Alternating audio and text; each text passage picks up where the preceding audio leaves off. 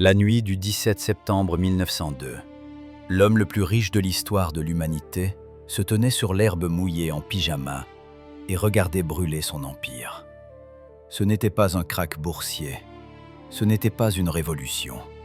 C'était un feu dévorant les poutres en bois de sa maison préférée, à Pocantico Hills.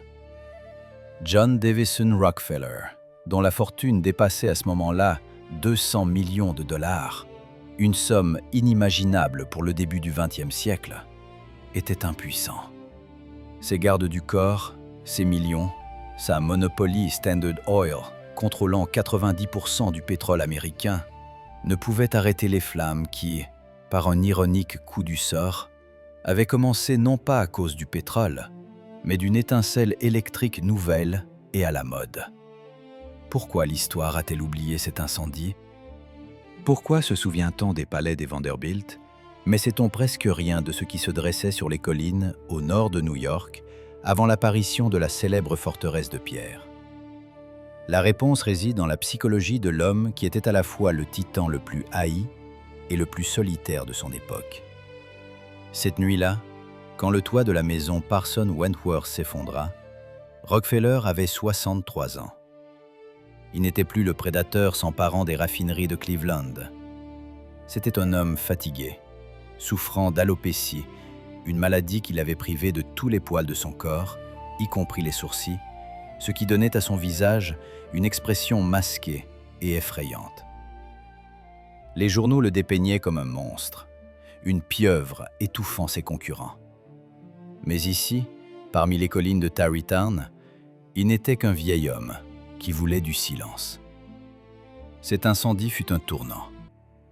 Il détruisit non seulement du bois et des meubles, il détruisit l'illusion qu'un homme le plus riche pouvait vivre une vie simple. Le feu prouva: tu ne peux pas te cacher derrière la modestie si tu possèdes la moitié du monde. Le paradoxe de la situation était que Rockefeller connaissait les problèmes de câblage. On lui avait rapporté que les fils dans la vieille maison, achetée 9 ans auparavant, étaient posés de manière défectueuse. Les ouvriers devaient venir le lendemain matin pour tout réparer. Mais le destin semble avoir son propre sens de l'humour. Rockefeller, l'homme qui avait bâti son empire sur un calcul précis, sur le contrôle de chaque goutte de pétrole et de chaque sang, perdit sa maison à cause d'un délai de 24 heures. Quand la fumée se dissipa, les dommages furent évalués à seulement 40 000 $, une somme ridicule pour lui, moins que ce qu'il gagnait en 1 heure. Mais la perte n'était pas financière.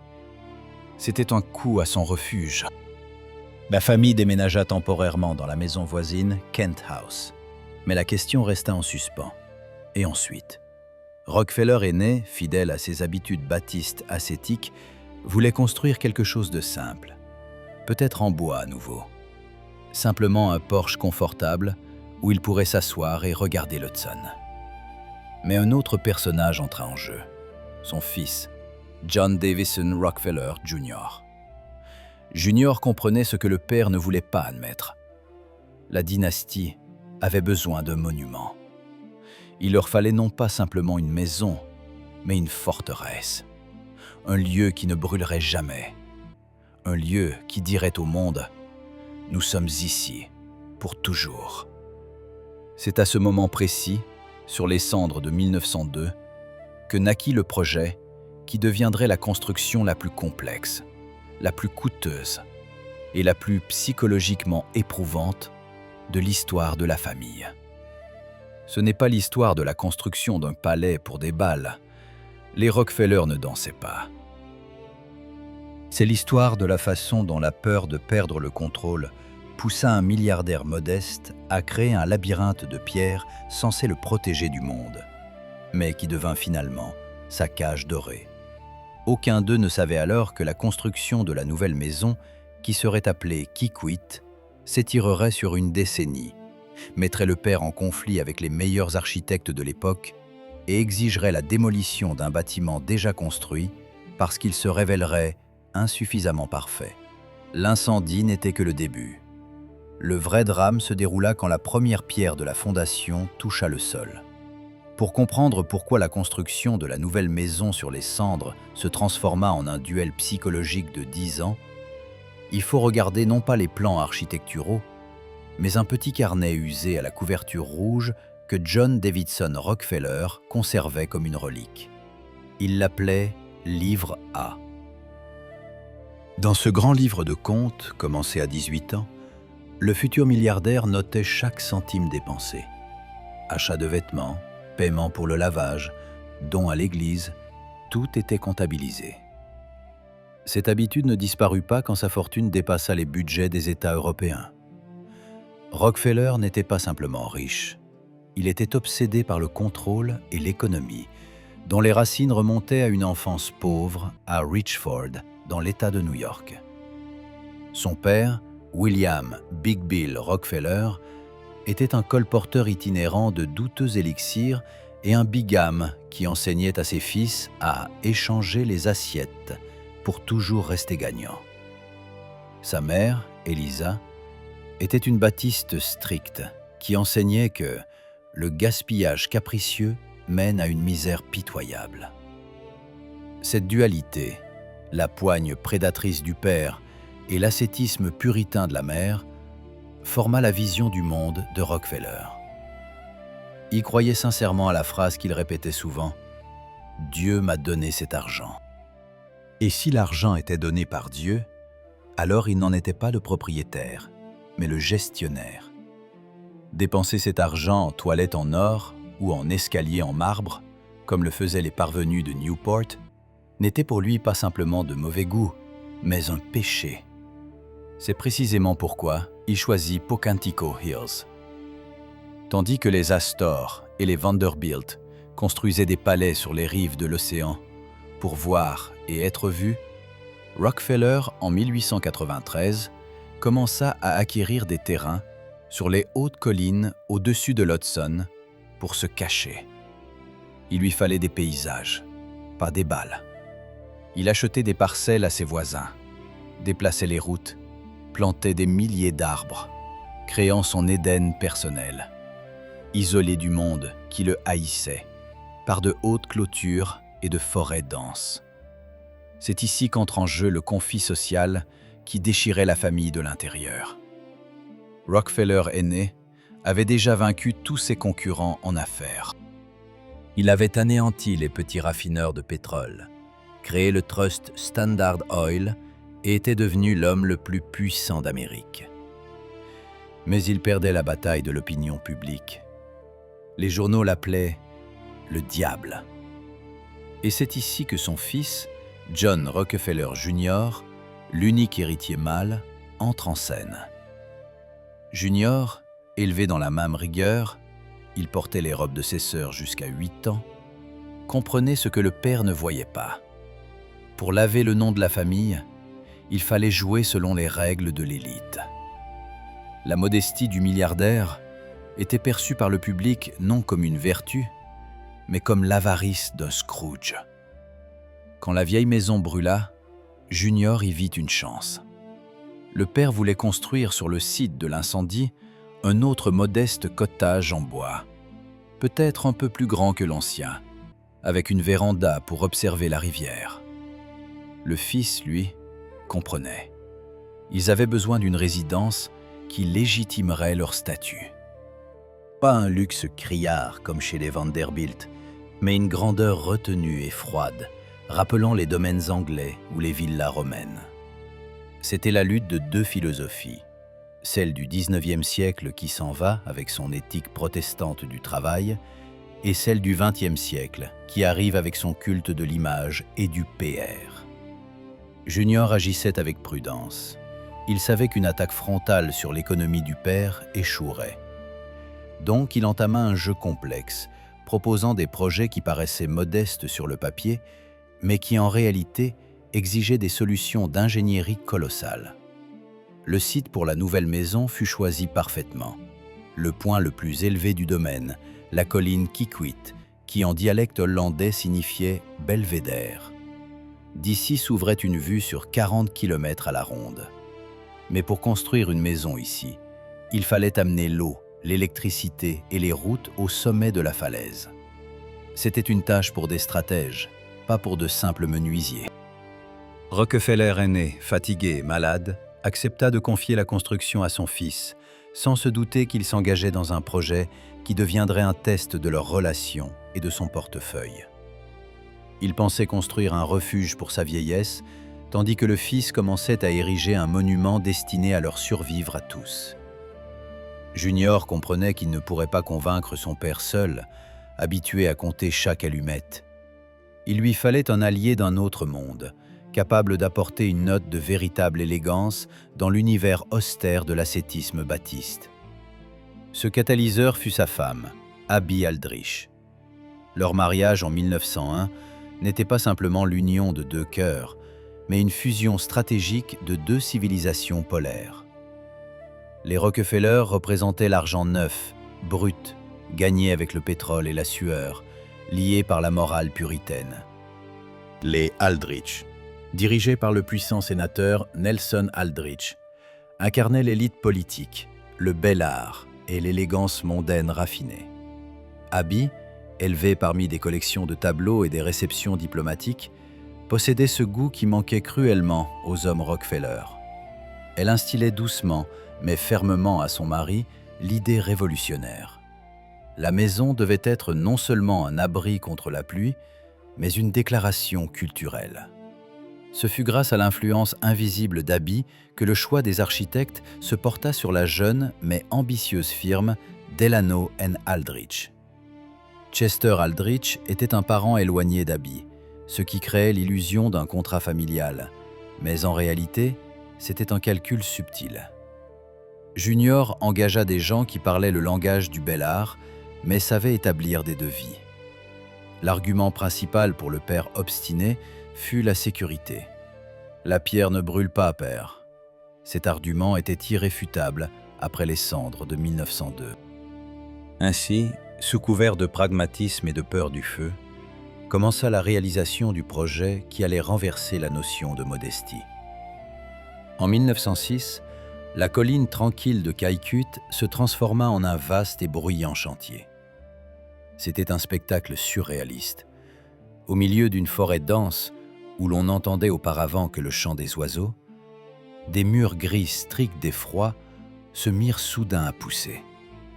Ce n'était pas un palais européen rococo avec de la dorure, comme le construisaient les concurrents.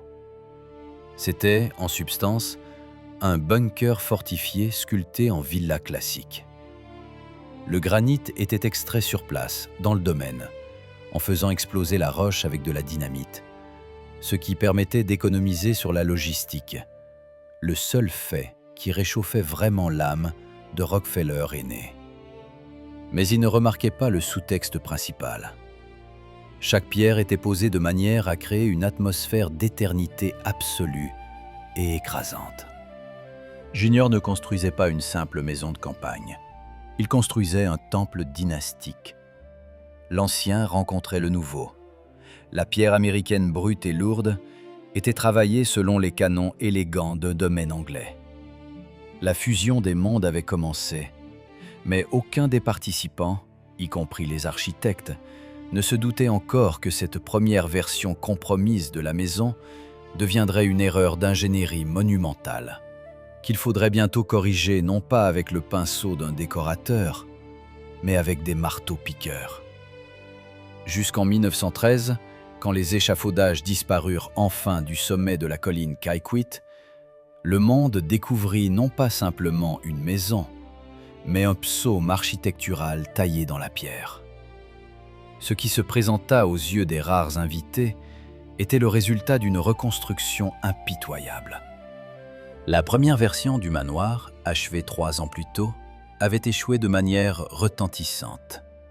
Les chambres d'amis s'étaient révélées trop exiguës pour l'ego des maîtres de maison, et le bruit des camions de livraison montant sur le gravier réveillait le patriarche au sommeil léger. C'était une catastrophe pour les perfectionnistes. Alors Junior engagea William Wells Bosworth, architecte formé à l'École des Beaux-Arts de Paris, pour transformer le cottage maladroit en temple classique. Le résultat fut la façade que nous voyons aujourd'hui. Stricte, symétrique, dépourvue de frivolité, évoquant plutôt une banque ou une bibliothèque qu'un nid douillet. C'était de la psychologie architecturale pure. L'apparence extérieure de la maison irradiait la même opacité et la même courtoisie froide qui distinguait John Davison Rockefeller lui-même. Entrer dans Kykuit signifiait entreprendre un voyage du monde du chaos vers un monde d'ordre absolu. Contrairement au palais de Newport, où chaque pouce criait les millions dépensés, ici, la richesse murmurait. Le vestibule accueillait les invités non pas avec de l'or, mais avec un marbre frais et un silence si dense que les pas s'y enfonçaient comme dans l'eau. Mais le vrai cœur de la maison, son centre émotionnel, se cachait dans la salle de musique. Ici, sous une unique fenêtre plafond, un oculus qui, le jour, laissait passer une lumière douce et diffuse, et la nuit permettait de voir les étoiles, trônait un immense orgue. Pour Rockefeller aîné, l'homme qui considérait le théâtre comme un péché et les cartes comme un vice, la musique était la seule passion permise. Quand l'organiste appuyait sur les touches, le son emplissait l'espace, vibrant dans la poitrine des auditeurs, mais grâce aux murs épais, aucune note ne s'échappait au dehors. C'était une métaphore de la vie de Rockefeller. Tempête d'émotions à l'intérieur, silence absolu à l'extérieur. Cependant, le détail le plus révélateur de ce domaine était caché au regard. Ce n'étaient ni les tapisseries, ni la porcelaine chinoise de la dynastie Ming que Junior aimait tant. C'était un système d'ingénierie conçu pour résoudre le problème du bruit même qui irritait le père. Bosworth conçut et construisit d'immenses tunnels souterrains pour la livraison de charbon et de provisions.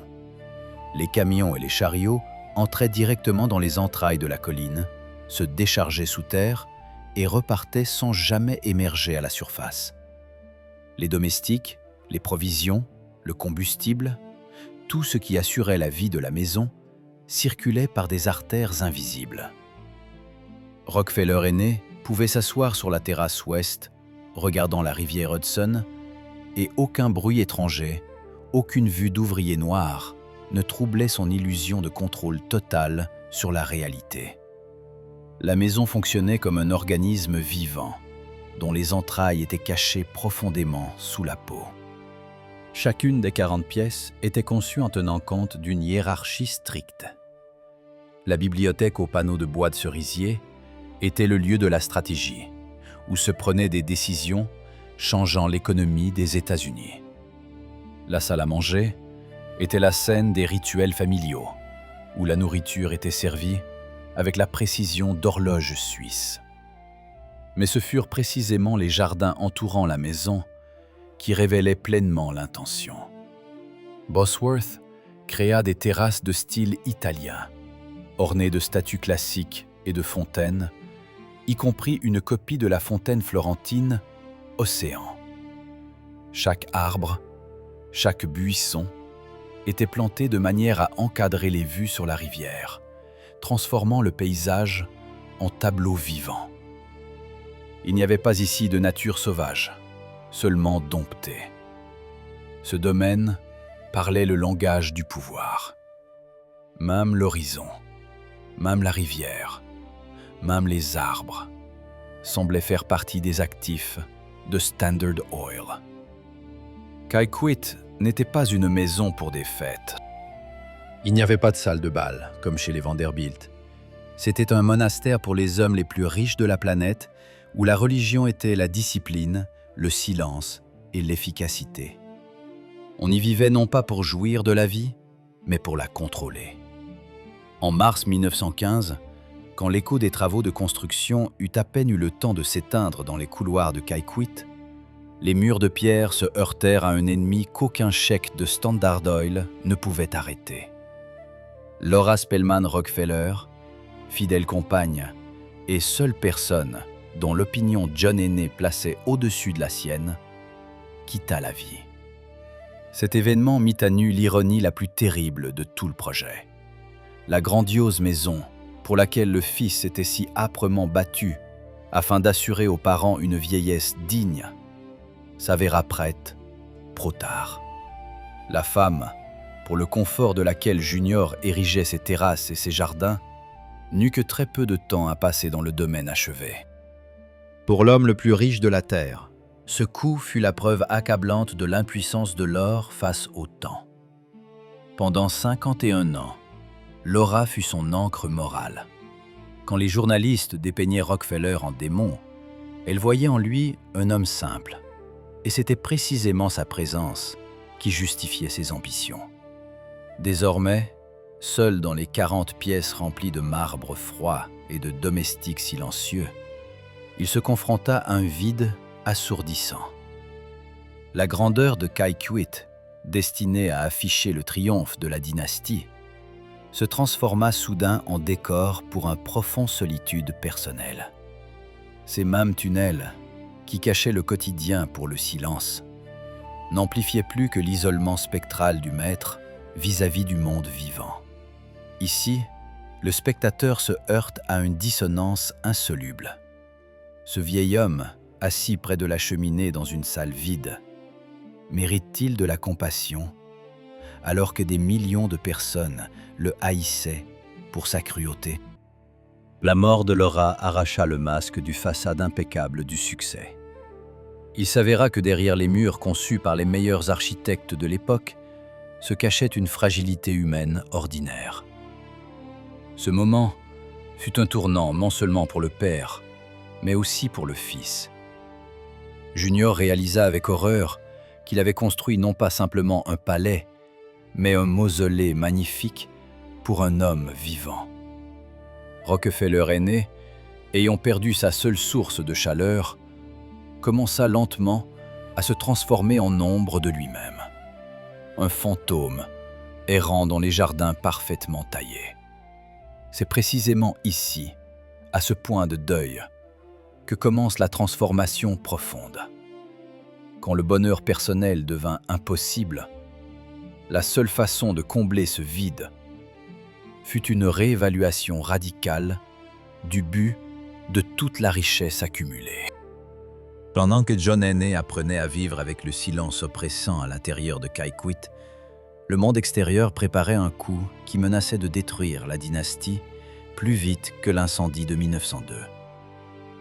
En avril 1914, seulement un an avant la mort de Laura, loin dans le Colorado, eut lieu le massacre de Ludlow. La grève dans les mines appartenant à la famille se termina en tragédie. Dans la fusillade et l'incendie, périrent des femmes et des enfants. L'Amérique explosa de haine. Les foules de manifestants ne se tenaient pas loin, mais défilaient sous les fenêtres des bureaux de Standard Oil, exigeant réparation. Kaikouit se transformait d'un refuge serein en forteresse assiégée. Il semblait que l'histoire des Rockefeller devait se terminer par un lynchage ou un exil social complet. Mais ce fut précisément cette crise d'envergure qui força John Jr. à opérer un revirement stratégique génial. Il comprit ce que le père avait manqué. Les murs de pierre, aussi hauts soient-ils, ne protégeraient pas de la colère publique. Il ne fallait pas l'isolement, mais une ouverture radicale. Ce fut précisément dans les bureaux de Kaikouit, sous les regards sévères des portraits des ancêtres, qu'une nouvelle conception fut élaborée. Transformer le nom le plus haï d'Amérique en synonyme de salut. Junior, contre les conseils des vieux directeurs, engagea Ivy Lee, pionnier des relations publiques, et commença à réécrire le scénario. Du poulpe impitoyable et du baron voleur sans pitié, Rockefeller aîné se transforma publiquement en grand-père excentrique mais bienveillant, distribuant des pièces de 10 cents brillantes aux enfants dans la rue. Mais derrière ce théâtre de relations publiques se tenait un changement interne tectonique. survenus au cœur du domaine. Le sens de l'existence de leur richesse astronomique devint non le pouvoir, mais la philanthropie totale. Kikui cessa d'être simplement une maison pour les vacances d'été. Il devint le centre opérationnel de l'humanisme global. Ici, derrière des portes closes, se prenaient des décisions sur la création de fondations qui vaincraient la fièvre jaune, construiraient l'Université de Chicago et préserveraient les parcs nationaux. L'argent que Rockefeller considérait comme donné par Dieu coula de nouveau vers le monde en un flux gigantesque. C'était une transformation d'échelle biblique. Le capital accumulé par une monopolie impitoyable travaillait désormais au rachat. Les murs du domaine ne cachaient plus l'or. Ils protégeaient la stratégie qui devait justifier l'existence même des milliardaires. Le vieillard, ayant perdu sa femme, trouva un nouveau but: vivre jusqu'à 100 ans. Non pour gagner encore plus, mais pour voir la haine du monde se transformer en gratitude. John Davison Rockefeller mourut le 23 mai 1937. Il avait 97 ans. Il manqua de 3 ans seulement, son objectif tant désiré de centenaire. Mais à ce moment-là, les chiffres sur le calendrier n'avaient plus d'importance. L'homme que toute la nation avait autrefois haï s'en alla comme le plus grand philanthrope de l'histoire, ayant distribué plus de 500 millions de dollars, la moitié de sa fortune. Et qu'en est-il de Kaikouit? La forteresse de pierre, construite par le fils pour protéger le père du bruit et des regards du monde extérieur, accomplit son dernier et le plus paradoxal tour de force. En 1979, après la mort de son petit-fils Nelson Rockefeller, le domaine fut transmis au National Trust for Historic Preservation. Ce qui avait été créé comme une zone d'absolue et paranoïaque intimité devint un musée public. Aujourd'hui, n'importe quel touriste pour 25 $ peut arpenter les mêmes couloirs où, dans un silence total, se décidaient les destins du pétrole mondial, et jeter un œil dans les tunnels qui cachaient les domestiques. C'est ici que réside la leçon finale et assourdissante de cette histoire. Contrairement au littéraire Jay Gatsby, qui construisait un château pour une illusion et mourut dans la solitude, ou au réel Vanderbilt, dont les cottages de marbre à Newport devinrent des mausolées froids de vanité, les Rockefeller parvinrent à transformer leurs biens immobiliers en héritage vivant. L'incendie de 1902 détruisit l'ancienne mentalité de bois, libérant la place pour quelque chose de plus solide que le simple confort. Kaikouit s'élève aujourd'hui au-dessus de l'Hudson, non pas comme un monument à une richesse incommensurable, mais comme un rappel du prix de la transformation. Cette demeure prouve que les murs peuvent protéger le corps du vent, mais que seule la signification que vous insufflez dans l'espace autour de vous protège de l'oubli. Rockefeller aîné craignait de perdre le contrôle, mais naquit l'immortalité qu'en remettant les clés, d'abord à son fils, puis à la société. Quand vous regardez cette sévère façade de pierre, vous ne voyez pas simplement la maison d'un milliardaire. Vous voyez l'incarnation physique d'une vérité éternelle. Tout ce que nous construisons seulement pour nous-mêmes meurt avec nous. Tout ce que nous construisons pour les autres acquiert le droit à l'éternité. Le feu effaça la première maison, mais il tempéra la dynastie, lui enseignant la règle principale. Pour préserver l'empire, il faut le transformer en jardin ouvert au monde.